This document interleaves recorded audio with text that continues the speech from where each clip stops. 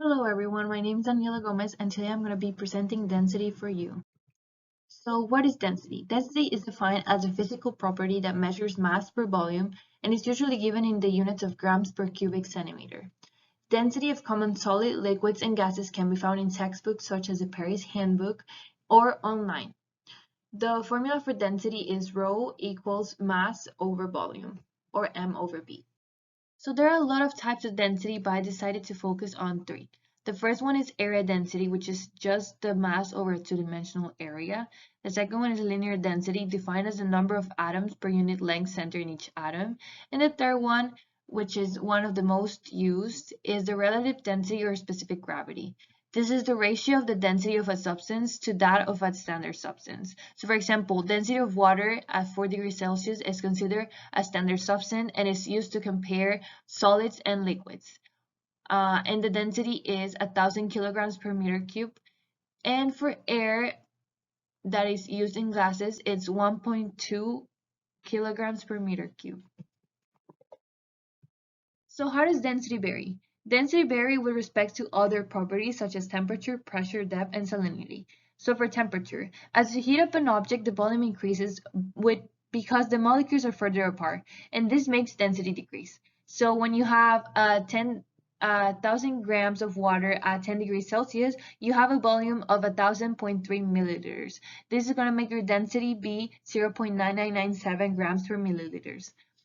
Also, as pressure increases, density tends to increase as well when the molecules of a substance come closer to one another. You have to take into account the fact that this is only true when temperature is constant. Salinity. Density of water increases when you add salt to it due to the increase of the mass of water. So at higher salinity, you get higher density.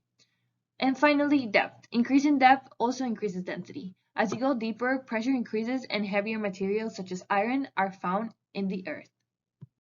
Why is density important? Density is important because it helps us determine what substances will float or sink when they are placed in a fluid. Fun fact, an object with a density less than 1 grams per centimeter cube will float in water. High density materials such as metal, concrete, or glass will sink in water because they have a higher density than water. An object with a density greater than 1 gram per centimeter cube will sink in water. The density of water can be changed by the addition of minerals. Also, density helps us understand precipitation and how the clouds are formed. It is also related to packing and it helps us identify the composition of mixtures when there are unknowns. Some examples of density materials are included in this table and is organized by lowest to highest density. For example, the black hole is considered one of the highest density materials. It is a solid and it has 1 times 10 to the power of 5, which is a lot compared to hydrogen, which is one of the smallest densities found, which is 9 to the power of -5. And this is considered a gas. I decided to do an experiment of a lava lamp. The materials used are food coloring, Alka-Seltzer, vegetable oil, water, and plastic bottle. Please pay attention to the next video, and if you have any questions, feel free to ask them after. Hello everyone, today I'm going to be making a lava lamp experiment and the materials are the following. Vegetable oil, food coloring, Alka-Seltzer, a bottle, and water. So first what we're going to do is add some food coloring into the water to make it look different from the vegetable oil and also to make it pretty. I decided to use the color pink. After adding the food coloring, you want to mix it enough so that the food coloring dissolves in the water. With this being the final color that I got. After that, we're gonna add about 3/4 of vegetable oil into the bottle.